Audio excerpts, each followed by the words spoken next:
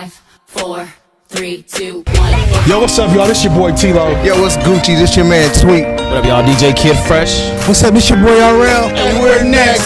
And you're rocking with The Rebirth every Monday at 7 p.m. Two of us, you know the hits. Rebirth Radio, baby, every Monday, 7 p.m. Shay and Eli. All right, rocking that old school. Peace.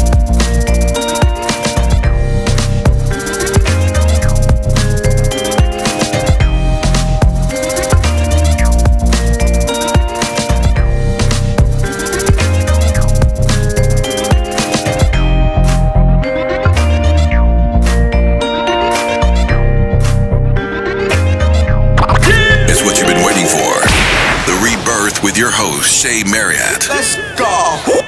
And Eli Isabel. At Philly Jam 95.3 FM.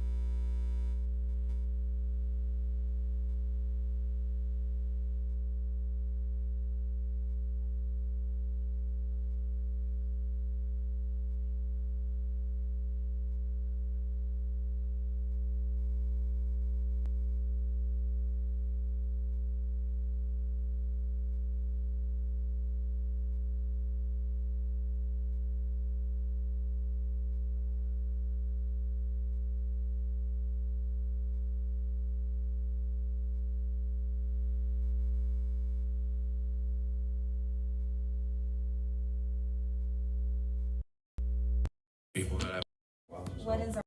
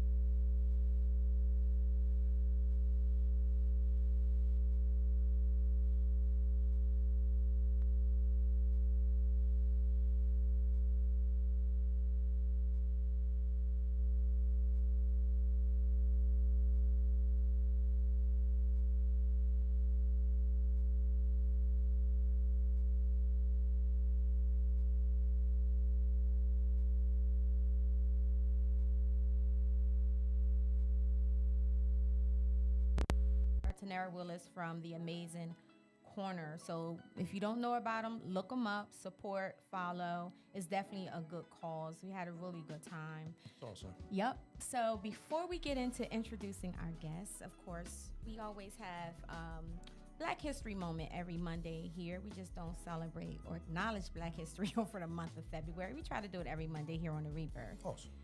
So, do you like beer? Anybody like beer in here? Yeah.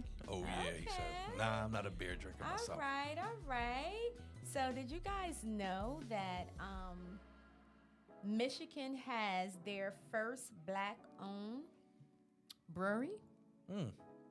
Yeah, pretty cool. I think we have a picture coming up. It's called the Black Calder Brewing Company, and that's in Michigan. Look at these brothers. They are doing it. That's awesome. Now, I've never been to Michigan. Me neither. And I'm not a big beer drinker, but if I ever go, I would definitely go check them out, support them. Shout out to them. Definitely. They opened in 2020, which is big because that was also during the pandemic.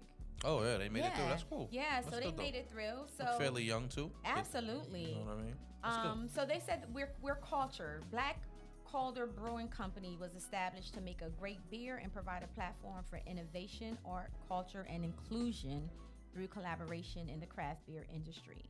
So as I said, it is Black owned, and they said their craft in brewing, their motto is simple: we make dope beer for dope people and always do it for the culture. I love it. That's what's up. I love it. Do it for the culture. You know? Cracking the door open. Yes, yeah. That's awesome. That's cool. So speaking of culture, I have to recap. Did you watch? Well, of course you did. You watched the BET Awards last night?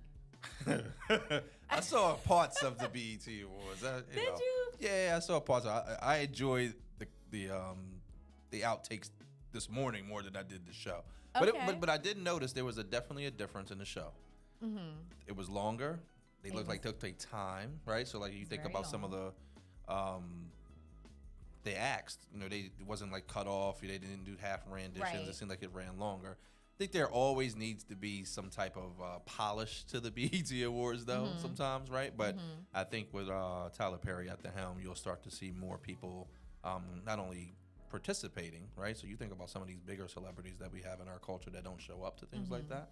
But I think that with his connections and I think some of the things that he's going to be able to do, I think we will see a definitely uplift in it. But I did see it, and what I did see, I was happy with. Busta Rhymes, I love the fact that, you know, he got recognized. His speech was super long, but important, though. Busta said he was going to have his moment. Yeah. He's like, I'm about to get out of here. And then 10 minutes later, he was still there. It was almost as long as Aretha Franklin's funeral.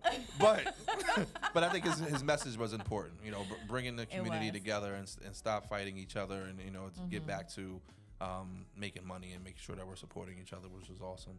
I enjoyed Little Boosie.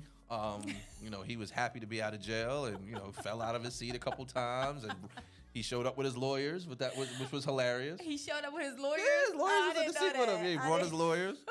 That was funny.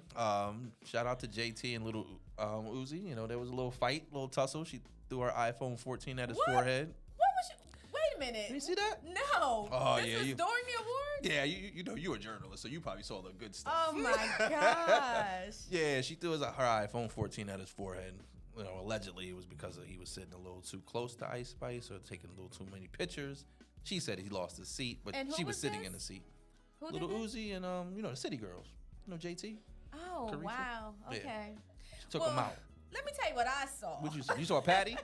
I enjoy all the hip hop, old school hip hop artists coming out. Yeah, my favorite DJ was there. Yeah, like Pick a Fruit. I enjoy all of that. You was know, dope. all the other stuff I actually ain't see didn't. all that? I didn't. Well, I also had my laptop open too. You was working? Working And watching. Working and watching. But I enjoyed all the hip hop, the old school. Yeah. You know, seeing the artists perform. Big Daddy Kane's like one of my favorites all time. So I enjoyed that. That was You know, great and of course too. Buster. That was great, too. He was holding it. Buster He was was. holding it together. He was holding it He was together. just like, I'm He- not gonna cry. I'm not gonna cry. He broke down. No, he broke down. But yeah, it was good. I'm curious to see. They did a lot yesterday for hip hop, and I'm curious to see what the hip hop awards is gonna look like when that comes. That actually looked like the hip hop It did. awards because it was It did. actually all hip hop, did. but in celebration of the 50th anniversary, Correct. of course. Correct. You know. Correct. Okay. Correct. Wow. Now I have to go back and recap. You definitely and do. relook at it. All right, Shout guys. out to Patty. Check on her. Yes, Patty LaBelle. I know she forgot some words, but that's okay. Patty get a pass. Patty, you know, she she get a been pass. around. Absolutely. So she looked great. She did look She good, looked and I'm still great. trying to get an invite to Thanksgiving. So She right. I'll keep my comments. She God looked bless great. her. All right, guys. So I am going to introduce our guest for tonight. We are going to be talking about unlocking your potential. So to the right of me, we have Dr. Lawrence Kirby. Welcome to the Rebirth. Could you tell everybody a little bit about yourself?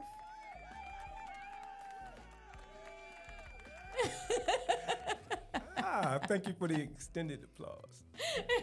Welcome. All right, so I'm Dr. Kirby and refer to myself as Kirby. Basically, licensed professional counselor. I have a private practice down in Central Delaware. A lot of folks know that I'm also retired from the United States Air Force. And basically, I just try to look out for veterans and individuals of color in ensuring that their mental health is being taken care of. Awesome. Yes, thank you. Absolutely, thank you. And to the left of me, this gentleman here, Mr. Jason Coleman. Hello, thank you for having me. Yes, welcome to the Rebirth. All right. So please let our audience know who you are, what you do. So my background is as a elementary, secondary school counselor, which is where I met you for the first time when I used to wear a three-piece suit every other day and run around the school looking like the principal, but I was not. But yeah, so my background is in, working with youth, and I'm currently with the Mental Health Association in Delaware, also doing work in the community, educating people about mental health, mental wellness, doing lots of trainings on suicide intervention and mental health first aid and that sort of thing. So, yes, thank you to the both of you, because the work is needed. Absolutely. Welcome. Definitely it's needed in the community, and I love the fact that we do have two black males here where we can actually really talk about mental health, because I do believe it is a shortage of black male therapists, especially here in the state of Delaware. I only can speak for the state of Delaware. But it's just really important. So when we talk, first of all, happy Father's Day, happy belated Father's Day. Thank you. To you guys. I know we've been asking everyone that has come on in the month of June, what do you guys like to do for Father's Day? Because I'm hearing that we're getting it all wrong. I'm hearing that, everything is commercialized to the mothers, and they're only showing tools and stuff like that for men. So what is your ideal Father's Day? I'm just curious. Say that like that's not true, Shay. No, it is true. I'm just saying, I'm here fact. allegedly. No. Yeah, allegedly, that happens. Dr. Kirby, what is your ideal of, a good Father's Day for you? A good Father's Day is hearing from my children, 4 of them. So this year was 3 texts and 1 card. If I can get a 2-2 split, I'm pretty cool with that. But it didn't happen this year, so it's all good. It's all in love. But actually, the ideal Father's Day for me is just being able to chill around the crib. And believe it or not, I still like to grill for myself. So I'll get something out of the ordinary, throw it on the grill, and get my chill on that way. But just basically rest, relaxation, no restaurants, no getting out, no people like really hyping me up. I just wanna get my chill on. Okay, I like that. What about you?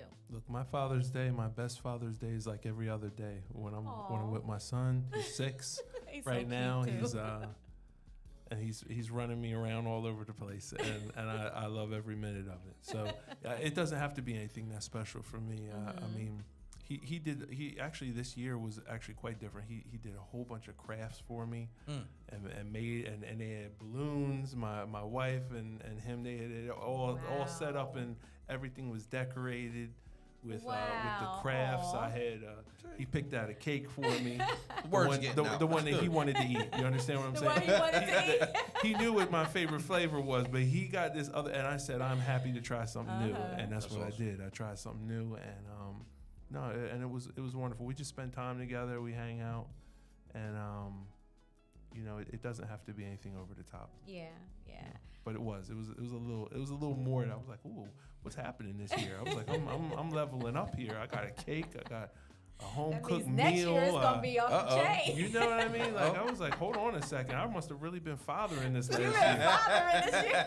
Must have been something. That's awesome. That's what's up. I love it. What about you, Corey? My kids and food, most important thing. Okay. Yeah. All right. Kids and food, yeah, for sure. But as they continue to get older, it's like start to not see them as much. Right. It was the first time I had them in the same area at the same time in a long time. Right? Okay. And they live in the same house, but you don't, they hit Right. and miss. Right. But it was cool though. I think the thing is for me, it's the most important thing is just spending time with them, even if it's for a couple hours. Mm-hmm. You know what I mean? Mm-hmm.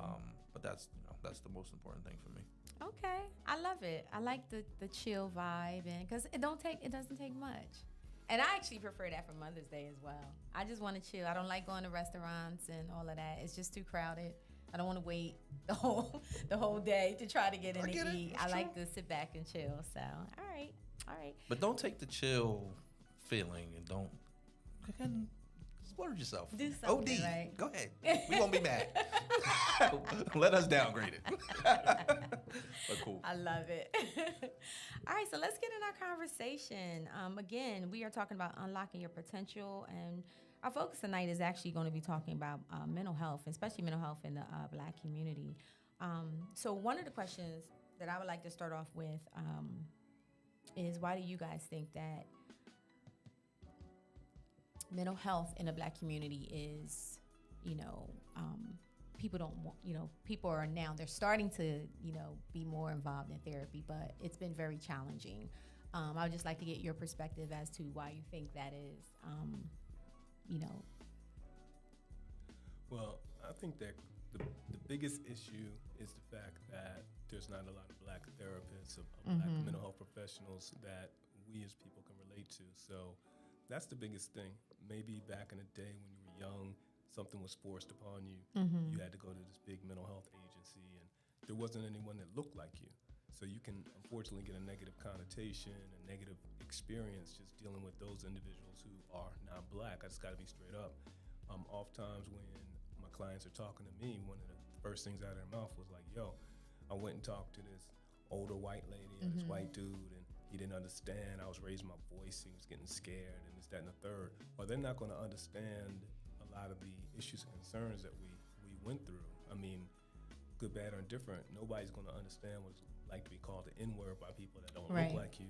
Nobody's going to understand if you've ever been chased by people that don't look like you, and just other factors. So unfortunately, within the Black community, not having someone to reach out that looks like them, has a similar experiences, has made mental health a challenge for them to be accepted.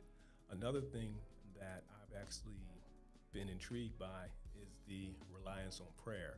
Now let me preface this. I ain't no atheist, but unfortunately, I often hear that, I had this issue, I had this mental health issue, and my folks told me to pray it out, or I went to my pastor, or pray it out, this, that, and the third. Right.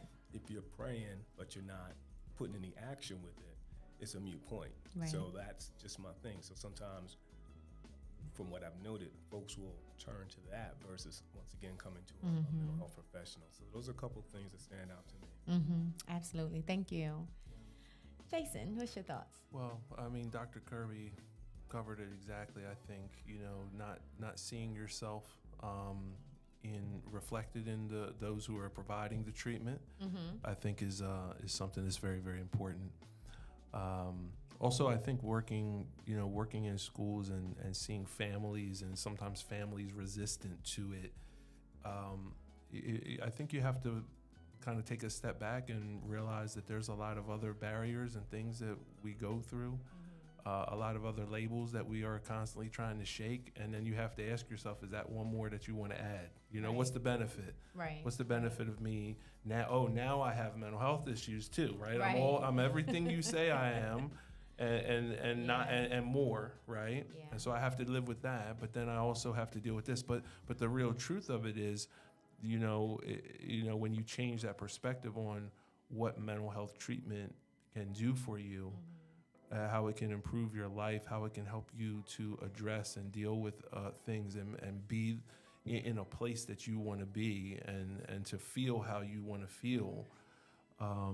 There's a lot to be gained from kind of letting go of those ideas about what it is and try it, you know, because a lot of times it's something different than what people think it's going to be, because that's what we're left to. We don't really have a way of being educated about what therapy is like and what is it? You know, I mean, when I was younger, I thought, oh, that's when you go in and lay down on the couch, Right. And somebody sits there and they take notes, right? And it's like, no, that's not therapy. That's like what therapy looks like in the movies, Right, you know. And, exactly. and so you have all these people that don't know what real therapy looks like and how it even works, and so you're just left to your own imagination.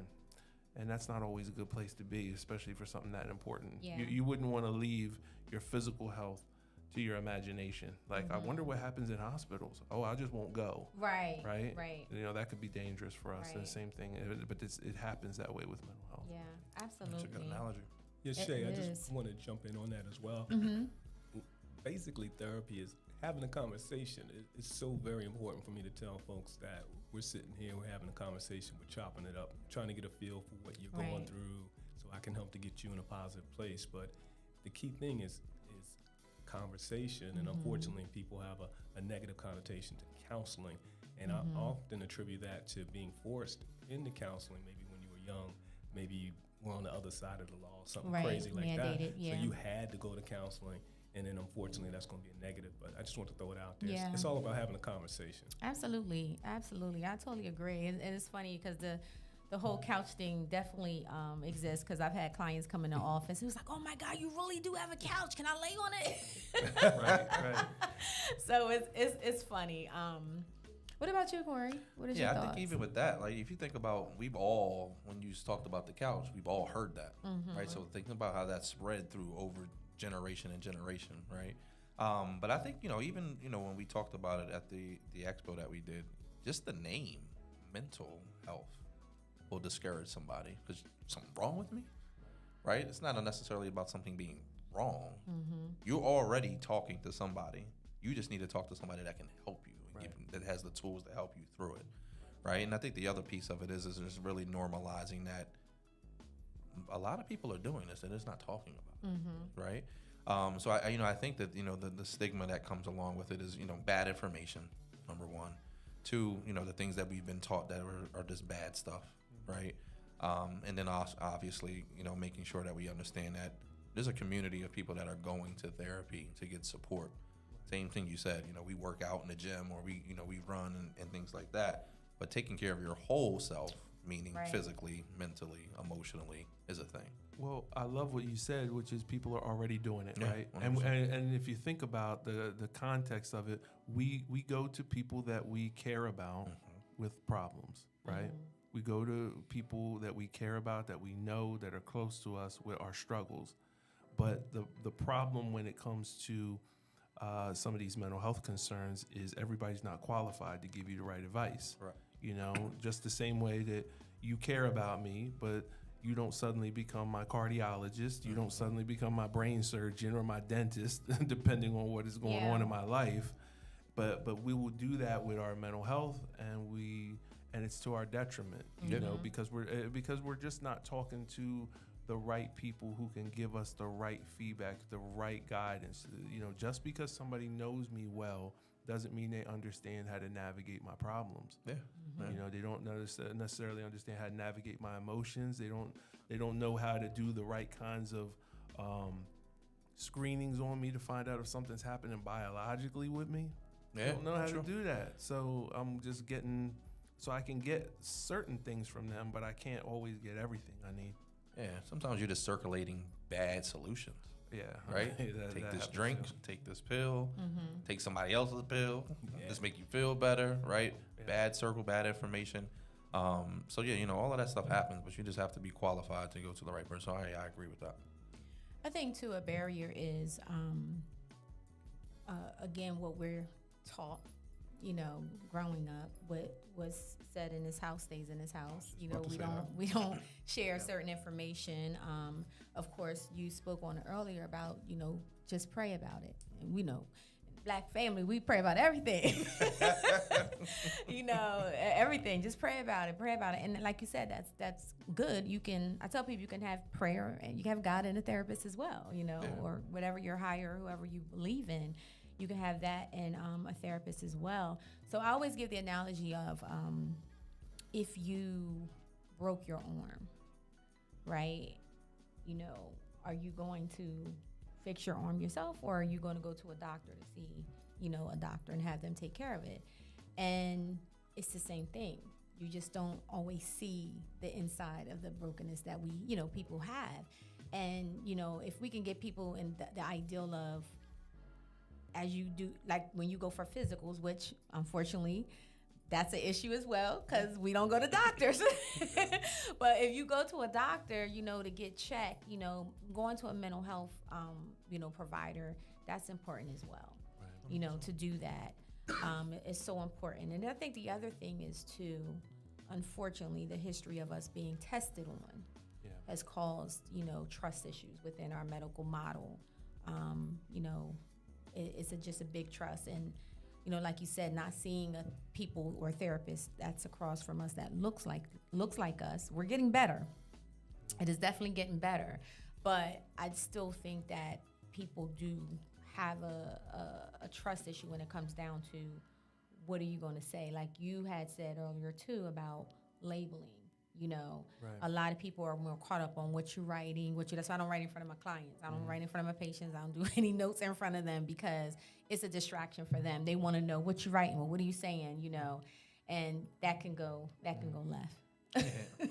Yeah, I was, we talked about praying, which I think is never going to discourage from prayer. But I was listening to this thing, this guy said, if Big Mama talked to me as much about life as she did about God, I would be more equipped to walk through life, right? Which is a big deal. So I think you do have to do both for sure. And one of the questions I wanted to toss out there, if you don't mind, Shay, is: are other communities or other nationalities or groups going to therapy at a higher rate than us? Because sometimes the perception is that whites are going or not going. Are they going more than us, or are Spanish going more than us? Because they isolate us too, like y'all not going and y'all not going. But what is the rate in other communities that are going to therapy? Yeah, it's a good question. Yeah, that is a good question. I can't really speak to the other races, but I do know that Black males have the lowest percentage of seeking out mental health involvement. So that much I know just from having researched and just being curious about it. Yeah, cool. Yeah. And nobody's going. No community is going as much as they should. Yeah, sure. None are. And there's certainly other kinds of barriers, I think, that everybody has, that are a little bit different, depending on the background, depending on the community. But nobody's going as often, as much as they should.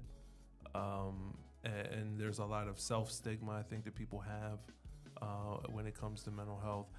I mean, I think it's easy to kind of point the finger and say, well, it's all about, people say people are going to call them crazy. People are going to use all these other words. That's not what I think when you talk to enough people who are in treatment, that's not the biggest barrier. It's the stuff that they thought about people who get help before they went and before they needed it, before they found themselves on the other side of that fence. Right. Because then you have to really confront what kinds of things you really thought about those individuals if they need help. If you go back and you think back to, what was it, 2008, when the economy crashed, and 2007, 2008, and there was the big economy. There was a lot of people in the unemployment line that had a lot of opinions about people who take handouts and do all. And that was the first time they had to go and get that, and that was hard for a lot of pandemic people. Too. That's a good point. Yeah. Absolutely. So, and I think that's the thing about mental health is so often it's easy for us to have ideas and feelings about it when it's theoretical. It's when those problems come home and they're sitting on your doorstep. When it's your spouse, when it's your parent, when it is your significant other, when it's your cousin, your brother, your uncle, whoever it is. It's when you see, because you see the humanity in that person first, and not the problem first. Right. But and so I think that people need to really try to personalize this whole idea of mental health and treatment, and really kind of take a hard look and say, well, what do I have to lose by getting other ideas about how to solve problems? I mean, there's a lot of different ways you can look at counseling and the conversation, like Dr. Kirby's saying. I think that's really what it is. But I think you have to start putting it in terms of that so people can actually get that idea, so that can sit with them longer than the idea of the couch with the person writing. You know, that this is what it really is. This is what it does. This is how it can help you. Yeah. One of the things that hit me as you all were talking, you know, sometimes the stigma happens when we don't normalize conversations in our personal lives, right? The first time you go to your mom and your dad to talk about an F that you got on your report card or something that happened with one of your friends, they almost chastise you first. You know what I mean? Or quit that crying. Right. It starts there. Absolutely. Right? And then how do if the person that I'm supposed to trust the most is not willing to have a conversation with me, I'm supposed to trust Jason or Dr. Kirby or I don't even know him. Right? So, you know, I think the thing is for us is that we have to start normalizing conversations and being open to what that sounds like or what that feels like in our homes. Because then you start to build trust with other folks. I mean, we do this with kids. Yeah. We can't wait till they can talk until they start talking. and then you tell them to shut up. Absolutely. Right? Yeah, very and true. the same thing happens, like you just said, you know, quit that crying. What are you crying about? No. You can, if we teach kids from a very young age that they can express themselves emotionally in healthy ways, then when they get older, they're not limited to anger and aggression. 100%. Because that tends to be what is more socially acceptable.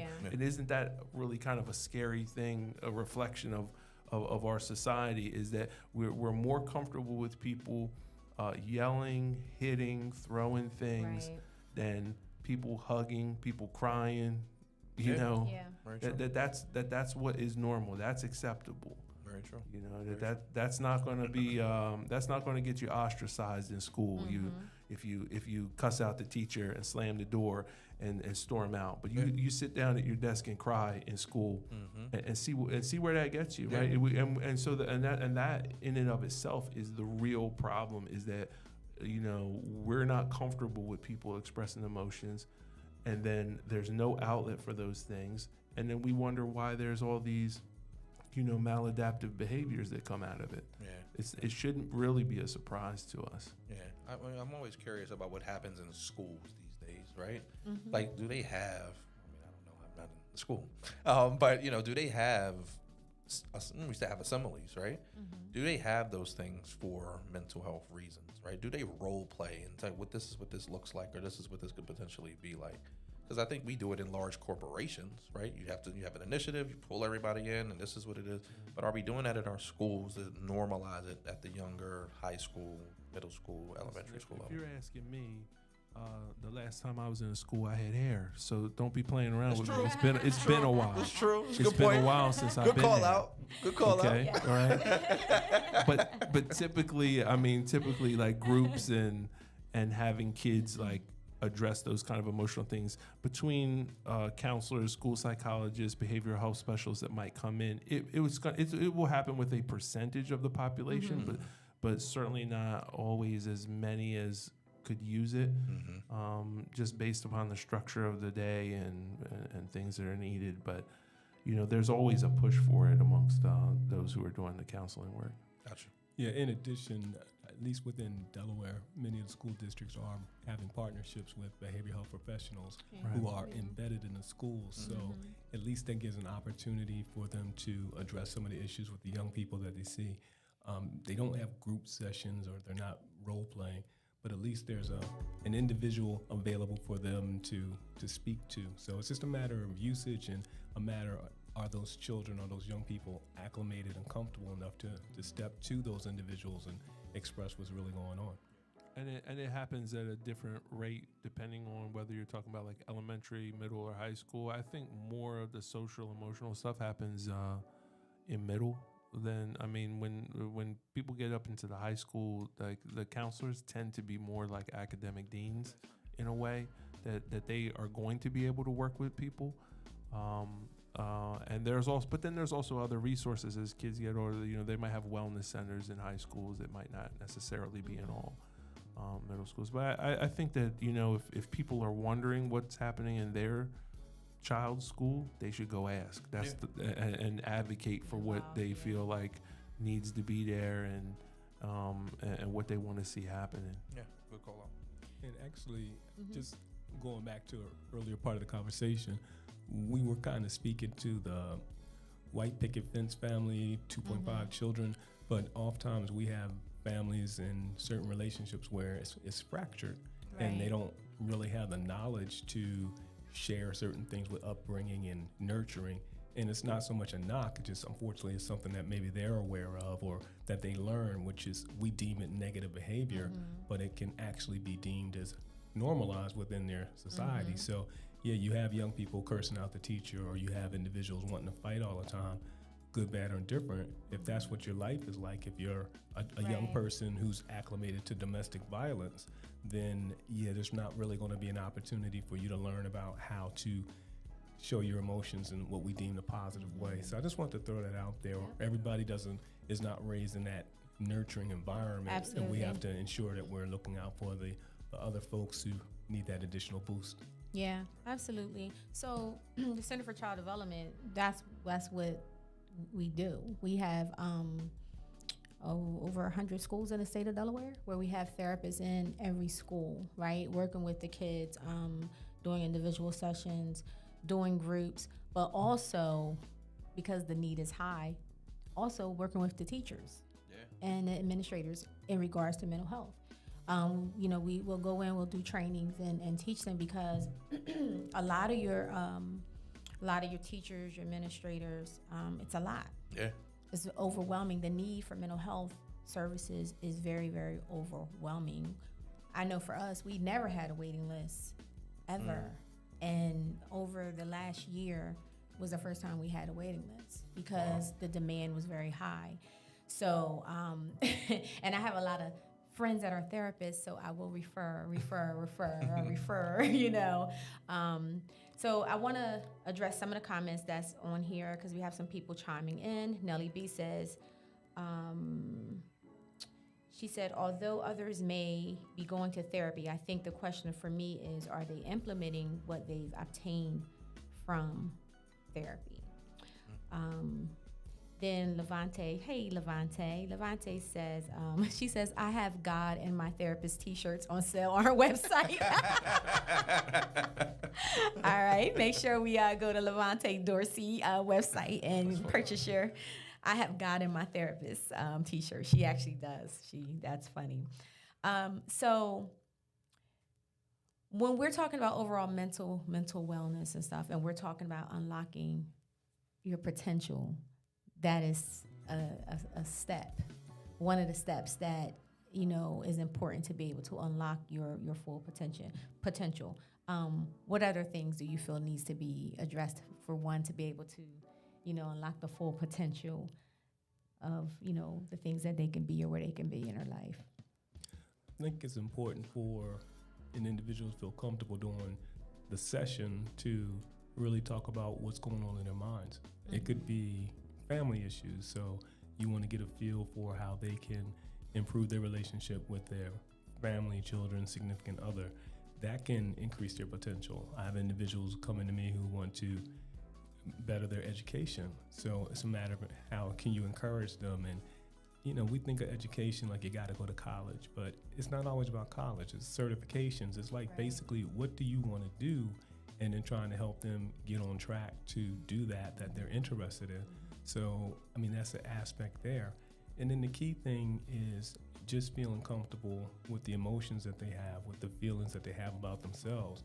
Oftentimes we beat ourselves up over misses in life, things we missed out on, missed opportunities. We look back on unfortunately, negative things that have occurred. So for me, unlocking your potential is changing that mindset, changing those thoughts, from the cognitive behavioral therapy perspective. Right. I'm really focusing on how people think about things, and I find that good, bad, or indifferent, they tend to focus on negative things that went down, 5 years ago, 50 years ago, and they're just harboring that. So it's a matter of getting them to change their thought processes, think about the positive things that are going on. I always tell folks when we're having conversations that I'm the eternal optimist. I'm always like, they'll hit me with something negative, and I'm like, yo, but you made it through, or like, yo, what about this? And I'm always like flipping it on them, letting them know that these are some of the positive things. Even something as simple as, hey, you had the heart to come and talk with somebody about what's going down in your life. So I think unlocking your potential has a lot to do with getting individuals to feel better about things that have occurred in their life and getting them focused on the positive things that we want to occur in the future in their life. Very good. Thank you. Yeah, I think one of the things I was writing down as you all talking, I always taking notes, right?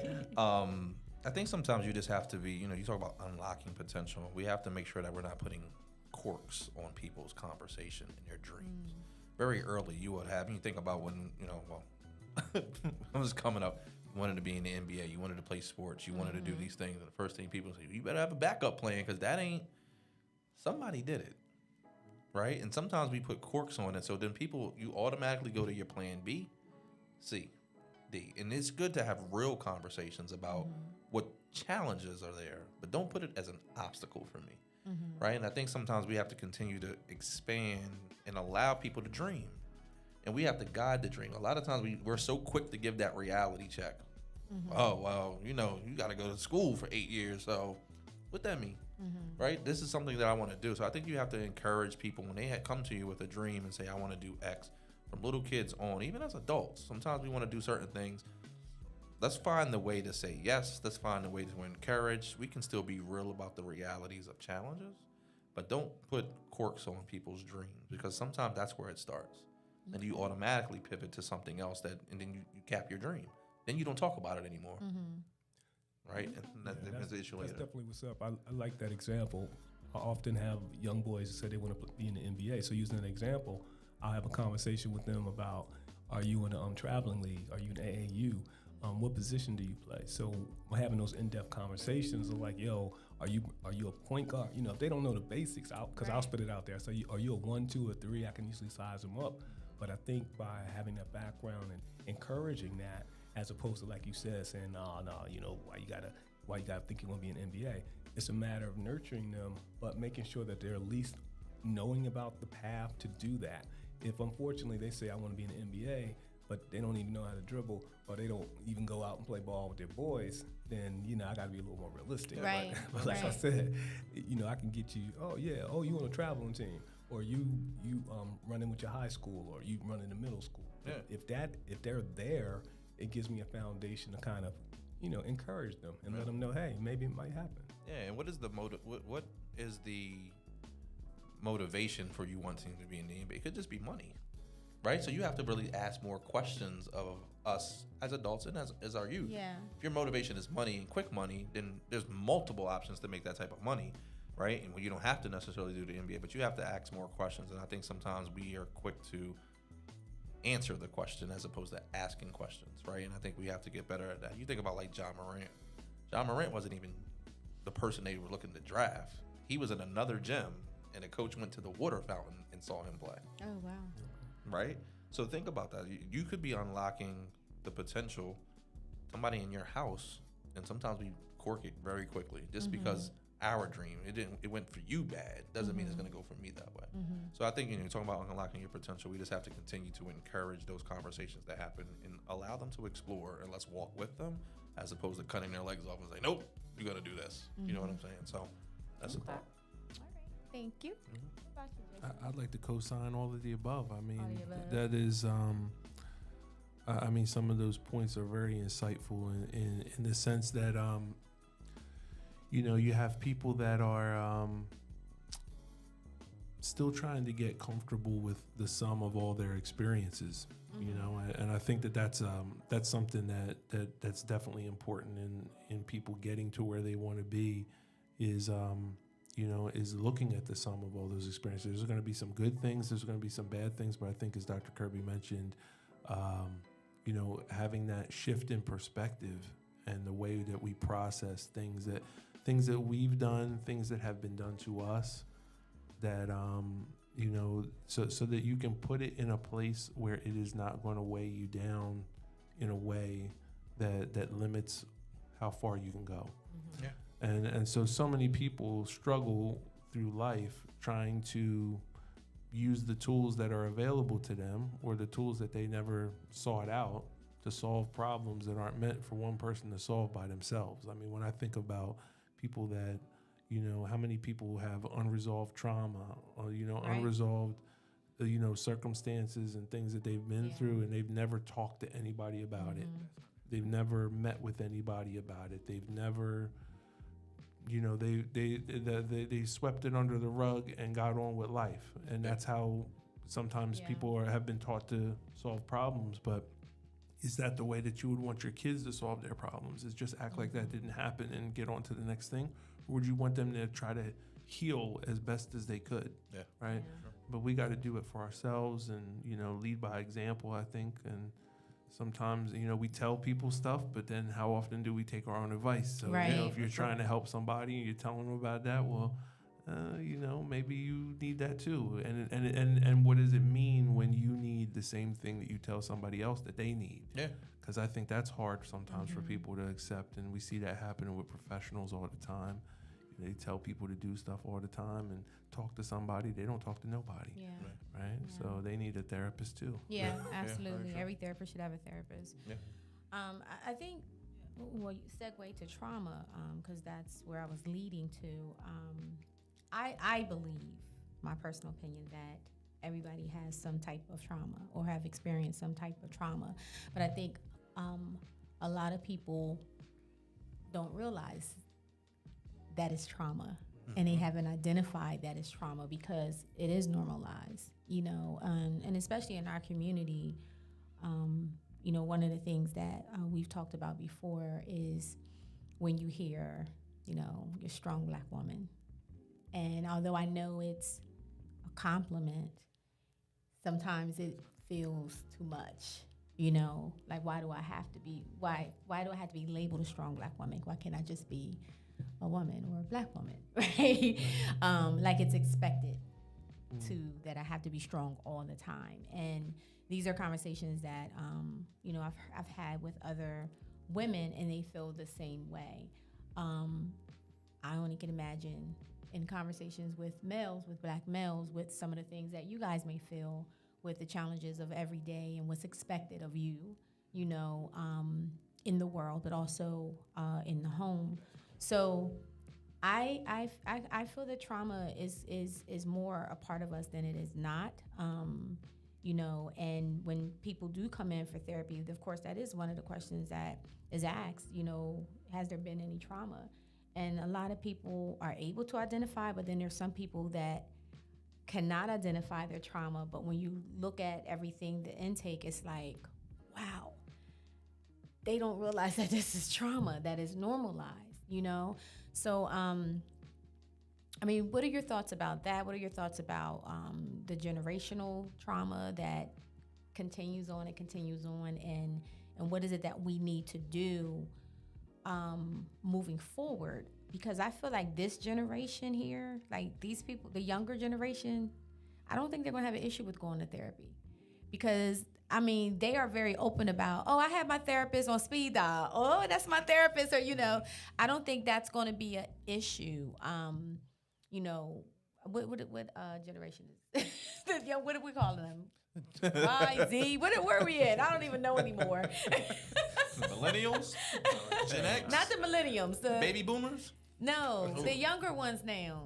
Oh, I don't know what they call 16, 17, 18-year-olds. 20s. I thought there was the Gen Zs. They're not the Gen Zs. Okay, yeah. They're not going to have an issue with therapy because a lot of them are already in therapy, like moving forward. I don't know. What is your thoughts about that? Do you see the same or no? You see something different? I don't necessarily see it as they're in therapy and it's easier. I think, and I hate to say post-COVID, but post-COVID, a lot of folks needed to recognize some of their issues and concerns, so maybe they were more apt to go to therapy as a result of that. So to me, it kind of gives a perception that more people are open and inviting to it. But I gotta be honest, I still don't think younger folks are that accepting. I think we just, using the example of the mental health professionals in the schools, they're more acclimated to seeing it and knowing that it's available. Maybe we're doing a better job of trying to market it so that they know what's going on.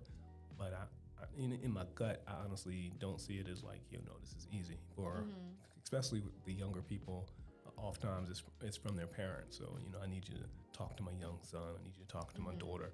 And these are teenagers. I have clients as young as 7. So you're talking about them actually being kind of pushed into the situation, and it's up to me to make them feel more comfortable. But it's not something that they're holding up their hand saying, "Hey, I want to go see a mental health professional." Yeah, I think definitely not the younger ones, but I'm looking at more so our ones that are your early 20s, your 18-year-olds and up. I've noticed in my experience that they are more likely to have a therapist along with their whatever routines that they have going on. That's just something that's just like, oh, that's the thing to have now. Rather, it's easy to go into the sessions or not. I don't think that's ever easy to sit in front of somebody to,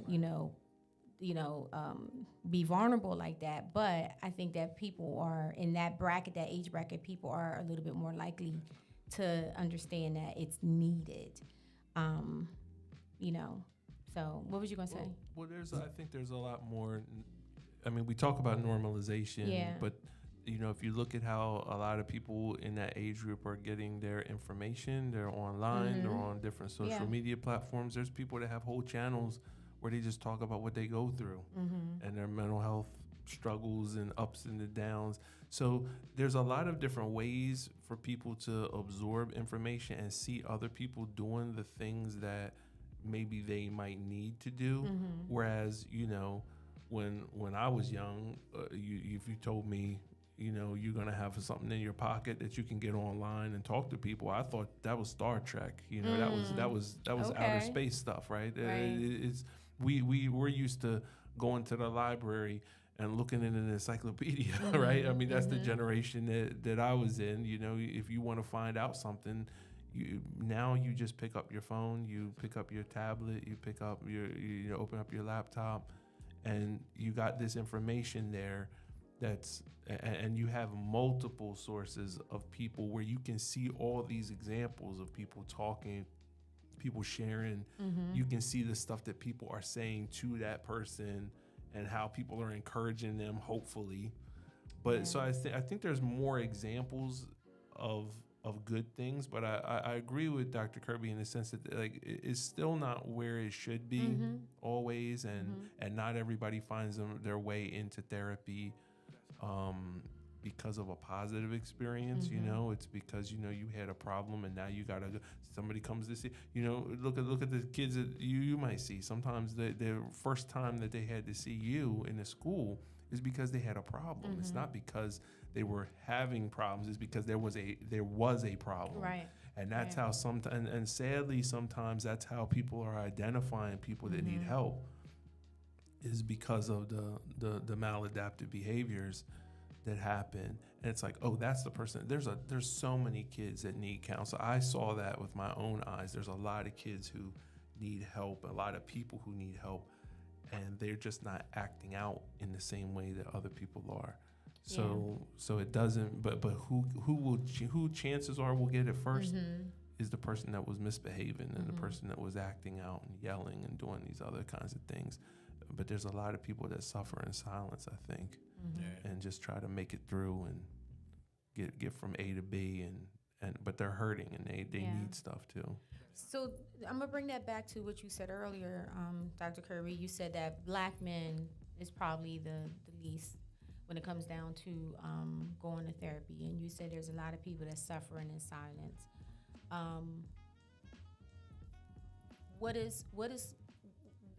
Where do we go from here? How can we get Black men to come to therapy, to talk, to open up? What is it that needs to change to be able to, get men to come in? I think what needs to change is that they don't think of counseling as being soft. Because, straight up, you're going to think going to talk to somebody, going to share, that's going to be soft. You might open up with your boy, somebody you grew up with, your ace, but it's real difficult to do it to that third person. So that's one of the biggest things. You were talking about strong Black women. Yeah, well, you got to be a strong brother in this world that we live in with the racial strife and the other craziness that we go through. So it's real difficult when you're dealing with that on a routine basis to like, oh yeah, so I'm going to suddenly just give up the ghost and talk to somebody that I don't even know. So that's one of the things. Another thing is just, unfortunately, there's just not a lot of black male therapists. So, I mean, I get joked all the time, oh, you're a unicorn. You like, oh, I don't see nobody like you. Yeah. And, you know, that's unfortunate because the reason behind it is, you know, cats feel comfortable talking with me. But, you know, what if I wasn't somebody they were comfortable with? Because, I mean, just, you know, just because you're black don't mean you can relate to people. Right. So Right. I'm just blessed that I have a whole bunch of crazy life experiences from, you know, growing up in Philly, being in the military, all types of things that I dare say are kind of the norm to me. So when somebody talks about their boy got shot, I can relate. When somebody talks about them being in the pen, I know folks and I know what that's all about. So I think for the brothers, it's the discomfort when thinking that a counselor's not going to be able to understand them. Yeah. Yeah, a couple of things that I wrote down is like ways that we feel like we can do it. I think you just have to be as proactive as possible, right? If you think about, that's why I was asking earlier around like how does it show up in the school, and I think to your point, usually shows up when there's already a problem, right? But if we make that a course, in younger school, why I think you normalize the conversation when they're young, right? How did you deal with your anger? How do you deal with talking about what's going on at home, or how do you deal with the F on your report card, or how do you deal with not being tall enough? Like all of those things are super small. They seem super small. They have big effects later on in life, right? Sunday school should be a mental health component in Sunday school. You in church a lot, right? Especially us. Like we had to go to church, right? But think about if that was a component to our Sunday school teachings, right? And learning about that, you have to like really and put that inside of our children, just like we do everything else. You know, I think you should talk about it in your household. You have to normalize the conversation. And one of the things that, you know, I remember I was talking to my brother one time, and he talking about my kids, because, you know, as they grow up, they just know everything. And he said to me, he said, like, have you ever talked about like some of your experiences with your children, or do you shield that from them? Sometimes we have to tell our story. When did we first fall in love with mental health or fall in love with therapy? What was the thing that made us say, you know what, I need to go? Right. Or what was the thing that made you feel like X? Or instead of saying, you know, Kanye's crazy, and I always bring it back to Kanye, right? Kanye's crazy. You know, this is really what's happening to him. If you think about what happened with his mother, if you think about the things that happened with his wife and the things that he's trying to do, people say that's crazy and he's this and he's that. And I'm not saying that his strategy is always to be taken like it should be the way to go. But what he's doing is it's out loud. It's happening out loud. Right. And before you plan his funeral, you should be diving into saying and identifying what that is with some of the celebrities that he talked to. Yeah. And I just think we shy away from that. Like, oh, that's this and that's that. But we have to start to normalize those conversations and identify that for our children and our adults too. You know what I mean? So that's what I think. I think parents. Oh, I'm sorry. I think for parents, we have to stop saying because I said so.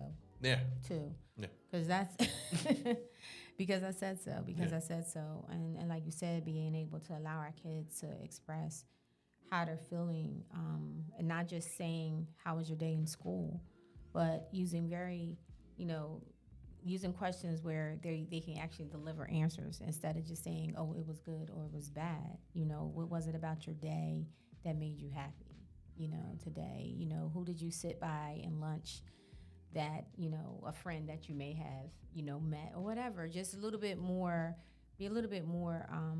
you know, involved when it comes down to some of the questions that we ask our kids.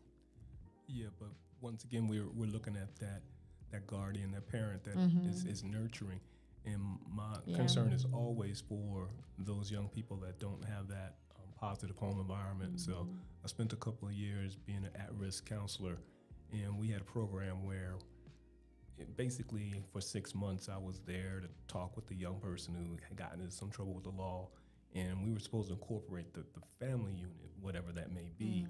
And oftentimes during those 6 months, it may have been myself who was maybe somebody having a legitimate conversation with them, but I could tell from the home environment that nurturing wasn't there, that wasn't going to be there. And it's not a knock. Once again, it goes with how individuals were raised, and once again, what's normalized. I mean, for us to sit down and have a conversation with our children, that's cool, that's nice, but when you're witnessing your mom getting her eye dotted, or you are hungry and your focus is on that, that's not necessarily the environment that's going to be conducive to any lessons in Sunday school, any lessons in regular school. Just like typical reading and writing, you can do it in school, but if it's not reinforced at the crib, unfortunately, they're not going to, be nurtured and flourish. So I totally get what you're saying. It's that population that unfortunately just has the negative, raising the negative feedback, the negative interactions with that guardian figure. And that's who worries me. For sure. We need For more sure. Joe Clarks. Remember? He made me think of Lean on Me when he went to Sam's house. Yeah. Smoke crack, don't you? Don't you smoke crack? Went to that house. He was like, oh, I needed to take the elevator.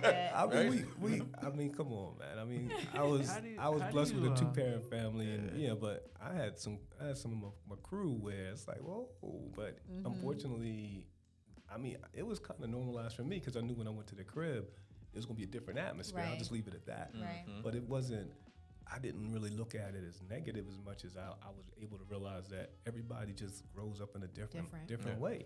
Because actually, I used to get clowned a little bit because I was like, oh, yeah, you got 2 parents. Most of them, I'm like, oh, I thought that was a good thing. But they be like clowning me, like, all right. Oh, yeah, you got your mom and your dad. I ain't seen my pop since whenever. And, my mom strung out. So, but that was the, I think it was actually fortunate for me to be, because it made me comfortable in that environment. So when people, hit me up and talk about that, I'm not like, oh, I'm like, oh, cool. That's like, back when I was in the projects, kicking it with my boy. Yeah. That's true. Good point. You want to add something? Well, I think I heard all of you talking a lot about what we'll call emotional intelligence for kids, teaching them how to identify what they're going through. Well, I mean, I'm happy I do that with my son. Like, when he gets picked up from daycare, going back to daycare, because now he's going into 1st grade. Oh my gosh, right? So, but every day it's, let's talk about your day. Was there anything that you really enjoyed? Was there anything that made you feel uncomfortable today? Was there any parts of your day that you didn't like so much?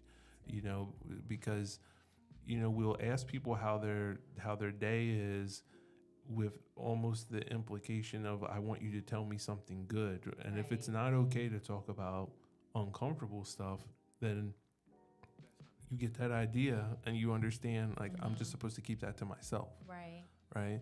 But if you have somebody ask you about that specifically, that's a way to start opening up the conversations. And the earlier you do this, I think the better. I mean, my fingers are crossed that he'll still keep telling me when he's 13, 14, 15, because that's what usually happens is we want kids to start opening up right when they get to this age that they typically stop doing that.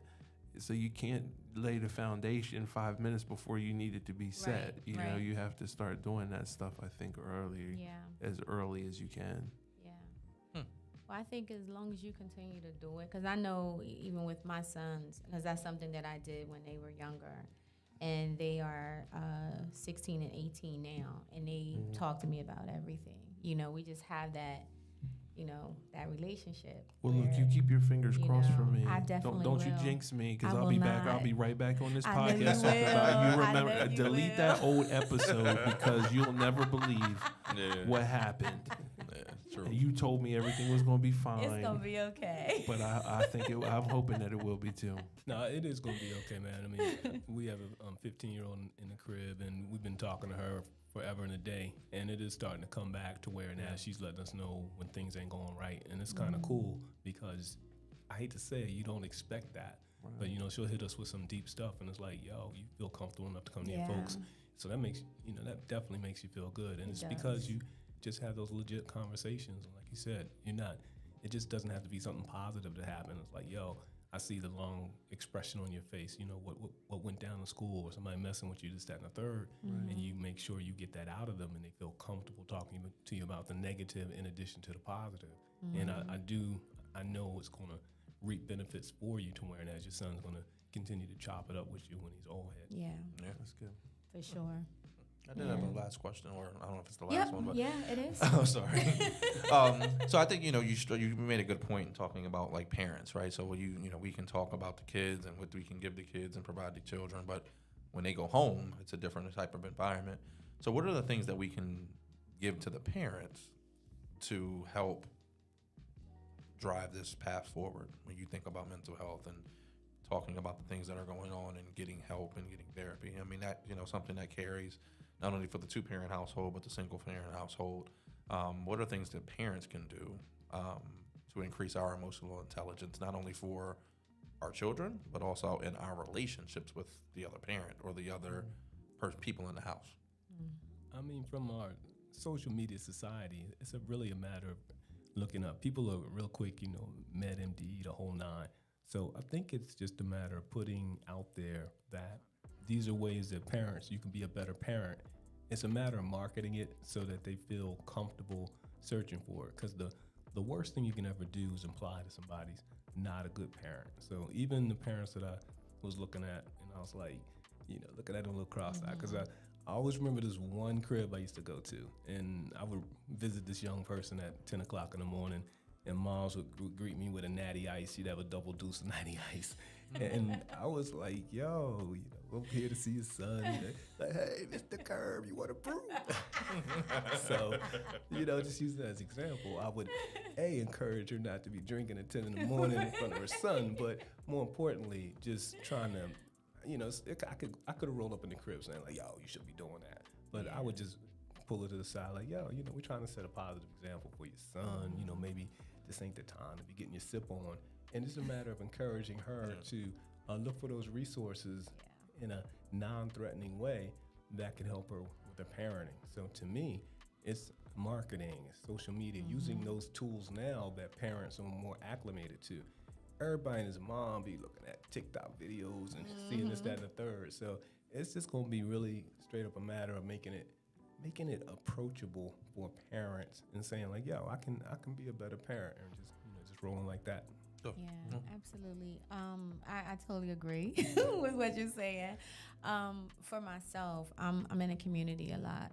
So just that psychoeducation, bringing the information into the community and, talking, even if they don't come up to your table, like if we're vending or something, even if they don't come up to your table, you step away from the table and walk amongst the people, talk, make yourself approachable. Because come on now, we're talking about the stigma that has been, for so long. So make people feel comfortable to approach you, and just give them the information. Resources is so important because there's so many programs out here that can help, and people are not aware of them. So I do a lot of community work involvement.